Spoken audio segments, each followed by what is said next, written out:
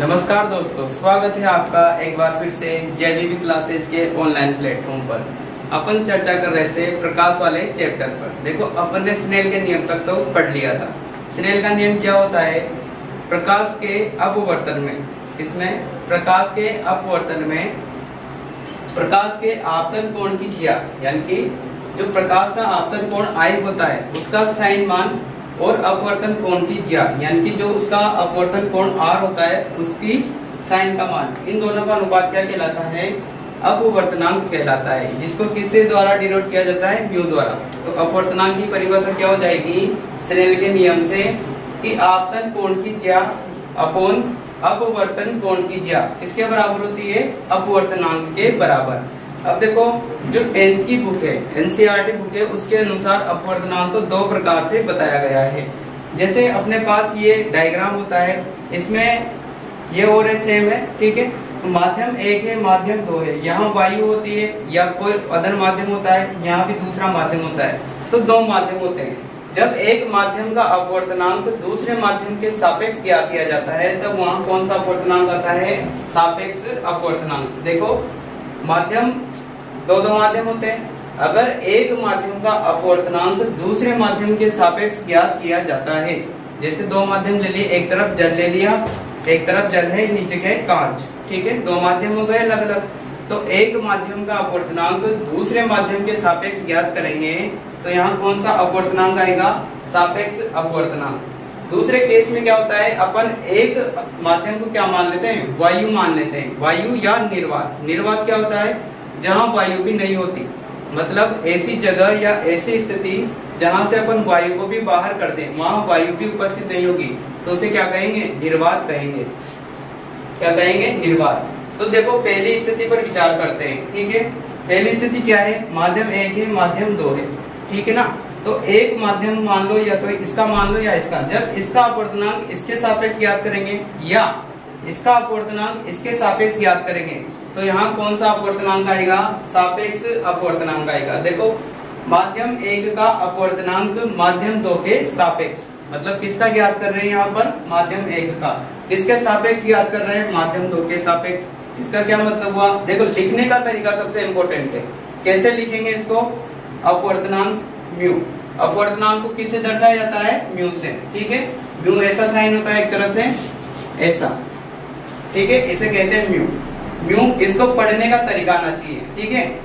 माध्यम एक का अपवर्तनांक माध्यम दो के सापेक्ष, जिसके सापेक्ष अपन ज्ञात करेंगे उसको इस चिन्ह में नीचे लिखेंगे, जबकि सूत्र में उसको ऊपर लिखेंगे, ठीक है। माध्यम दो का, तो उसका सूत्र क्या हो जाएगा? माध्यम दो में प्रकाश की चाल और इसके अपॉन में क्या आ जाएगा? माध्यम एक में प्रकाश की चाल। जब अपन सापेक्ष अपवर्तनांक ज्ञात करेंगे, क्या ज्ञात करेंगे? सापेक्ष अपवर्तनांक, तो वहां अपन के पास दो माध्यम होंगे, ठीक है। वो एक माध्यम के अपवर्तनांक को ज्ञात करने के लिए अपन को दूसरे माध्यम का अपवर्तनांक दे देगा क्वेश्चन में। तो क्या आएगा? किसी एक माध्यम का अपवर्तनांक दूसरे माध्यम के सापेक्ष ज्ञात करवाएगा, तो वहां कौन सा सूत्र लगाएंगे? सापेक्ष अपवर्तनांक वाला, जो कि क्या होता है कि माध्यम दो में प्रकाश की चाल अपॉन माध्यम एक में प्रकाश की चाल। इसको किससे डिनोट करेंगे? μ12 से, ठीक है। अगर तुम्हारे मन में से क्वेश्चन आ रहा हो कि सर इससे उल्टा भी तो हो सकता है, बिल्कुल हो सकता है। माध्यम दो का अपवर्तनांक किसके सापेक्ष? माध्यम एक के सापेक्ष। अब यहाँ क्या हो गया? अपन दो का ज्ञात करेंगे, माध्यम दो का अपवर्तनांक ज्ञात करेंगे, कौन से माध्यम के सापेक्ष? माध्यम एक के सापेक्ष। तो इसको कैसे लिखेंगे? जिसके सापेक्ष ज्ञात करते हैं उसको तो यहाँ एक नीचे लिखते हैं और जिसका ज्ञात करते हैं उसको ऊपर लिखते हैं, तो μ21 हो जाएगा, ठीक है। इसको कैसे पढ़ेंगे? अपवर्तनांक माध्यम दो का किसके सापेक्ष? एक के सापेक्ष। और जैसा कि अपन जानते हैं जिसके सापेक्ष अपन ज्ञात करते हैं उसको इस सूत्र में ऊपर लेते हैं, ठीक है ना। तो माध्यम एक में प्रकाश की चाल आ जाएगी और अपॉन में क्या आ जाएगा? माध्यम दो में प्रकाश की चाल। सबसे इम्पोर्टेंट यही बात है, यहाँ बच्चे कंफ्यूज होते हैं, ठीक है ना। सापेक्ष अपवर्तनांक समझना इंपॉर्टेंट है। इसके बाद वाला जो निरपेक्ष अपवर्तनांक है वो अपने आप समझ में आ जाएगा। सापेक्ष अपवर्तनांक क्या होता है? दो माध्यमों के बीच में होता है, ठीक है। दो माध्यमों में कैसे? एक माध्यम का अपवर्तनांक निकालना होता है दूसरे के सापेक्ष, और जिसके सापेक्ष निकालते हैं वो सूत्र में ऊपर आता है, ठीक है, जबकि इस चिन्ह में नीचे आता है, मतलब उल्टा हो जाता है। जो यहाँ नीचे आ रहा है वो यहाँ ऊपर आएगा, जो यहाँ नीचे आ रहा है वो यहाँ ऊपर आ जाएगा। ठीक है, इतना सा ध्यान रखो, एकदम ट्रिकी लाइन है। जो इसके चिन्ह में नीचे आ रहा है वो तो सूत्र में ऊपर आ जाएगा, और जो सूत्र में नीचे आ रहा है वो यहाँ पर आ जाएगा। इसका क्या मतलब, इसको पढ़ना आना चाहिए। माध्यम 1 का अपवर्तनांक माध्यम 2 के सापेक्ष। ठीक है, माध्यम 1 का अपवर्तनांक माध्यम 2 के सापेक्ष, जबकि इसमें क्या होगा, माध्यम 2 का अपवर्तनांक माध्यम 1 के सापेक्ष। ठीक है, साथ में ये भी देख लो, इसलिए किसका निशान है, माध्यम 2 का अपवर्तनांक माध्यम 1 के सापेक्ष। ठीक है, आई होप इसमें कोई दिक्कत नहीं है। तो देखो ये था सापेक्ष अपवर्तनांक, सूत्र याद हो गया होगा, माध्यम 1 है माध्यम 2 है। अब क्या आता है दूसरी स्थिति।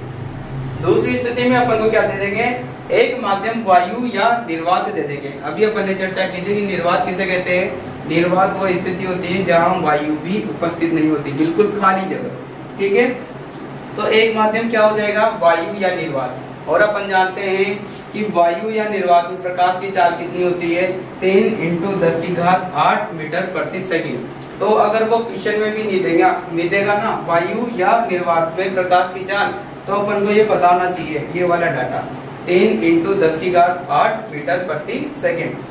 तो दूसरा अपवर्तनांक कौन सा आ गया, निरपेक्ष अपवर्तनांक। मतलब ये निरपेक्ष शब्द का क्या मतलब है कि यहाँ अगर एक माध्यम का अपवर्तनांक ज्ञात करना होगा तो दूसरा माध्यम की कोई आवश्यकता नहीं है।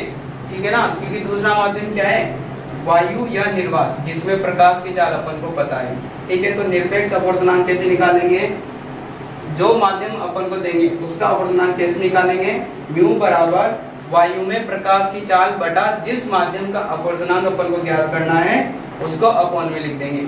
अब वायु में प्रकाश की चाल अपन को पता है कितनी होती है, 3 × 10⁸ मीटर प्रति सेकंड। जैसे ये चित्र है ना, माध्यम 1 और माध्यम 2, इनमें से कोई सा भी एक माध्यम को क्या दे देगा, वायु या निर्वात। क्या दे देगा, वायु या निर्वात। और दूसरा माध्यम मान लो कांच दे दिया या हीरा दे दिया, कोई सा भी अदर माध्यम दे दिया, तो उसका अपवर्तनांक निकलवाएगा अपन से। तो कैसे निकालेंगे, अपवर्तनांक बराबर वायु में प्रकाश की चाल और उस माध्यम में प्रकाश की चाल भी देगा। ठीक है, जैसे कांच का निकलवा रहा है, कांच का अपवर्तनांक, तो वो क्वेश्चन में क्या दे देगा, कांच में प्रकाश की चाल। तो ये यहाँ इसका मान रख देंगे और दिया हुआ मान यहाँ रख देंगे, कैलकुलेशन करेंगे तो उस माध्यम का अपवर्तनांक अपन को आ जाएगा। ठीक है, तो अपवर्तनांक किसे कहते हैं, आपतन कोण की ज्या और अपवर्तन कोण की ज्या का अनुपात क्या आता है, अपवर्तनांक आता है। ठीक है, किसके नियम के अनुसार, स्नेल के नियम के अनुसार। अपवर्तनांक दो प्रकार का होता है, कौन कौन सा, सापेक्ष और निरपेक्ष। जहां दो माध्यमों की बात की जा रही है, मतलब एक माध्यम का अपवर्तनांक दूसरे माध्यम के सापेक्ष ज्ञात करना है, तो वहाँ कौन सा अपवर्तनांक निकालेंगे, सापेक्ष अपवर्तनांक, जिसका सूत्र आपके सामने है। ठीक है, ये वाला पढ़ने का तरीका अपन को आना चाहिए। ठीक है, देखो एक बार और समझो, जो चीज यहाँ ऊपर लिखी है वो सूत्र में नीचे आएगी, जो यहाँ नीचे लिखी है वो सूत्र में क्या आएगी, ऊपर आएगी। इसको पढ़ो, माध्यम 1 का अपवर्तनांक माध्यम 2 के सापेक्ष। ठीक है, माध्यम 2 का अपवर्तनांक माध्यम 1 के सापेक्ष। ठीक है, ये समझ में आना चाहिए आपको। अगर एक बार में समझ में नहीं आए तो वीडियो को दोबारा देखें, 3 बार देखें, लेकिन ये समझनी है। ठीक है, उसके बाद निरपेक्ष अपवर्तनांक, जब एक माध्यम अपन को क्या दे दिया जाए, वायु या निर्वात, कोई सा भी एक माध्यम, चाहे ऊपर वाला चाहे नीचे वाला, तब कौन सा माध्यम आएगा, निरपेक्ष अपवर्तनांक आएगा। ठीक है, जैसे यहाँ लिखा है ना, जब माध्यम 1 क्या हो, वायु या निर्वात हो, तब उस माध्यम का अपवर्तनांक क्या होगा, वायु में प्रकाश की चाल और उस माध्यम में प्रकाश की चाल। ठीक है ना, ये माध्यम में प्रकाश की चाल अपन को क्वेश्चन में मिल जाएगी, क्वेश्चन की जो थ्योरी लिखी होती है उसमें मिल जाती है। तो मेरे हिसाब से आपको अपवर्तनांक में कोई डाउट नहीं हुआ होगा। ठीक है, फिर भी अगर कोई डाउट है तो आप कमेंट बॉक्स में बताएं, या हमारे जो जेबीबी क्लासेज के इंस्टाग्राम पेज है उस पर डीएम करके बताएं। ठीक है ना, हम आपके जो भी डाउट होंगे उनको आपके लिए सरल बनाने की कोशिश करेंगे। Thank you.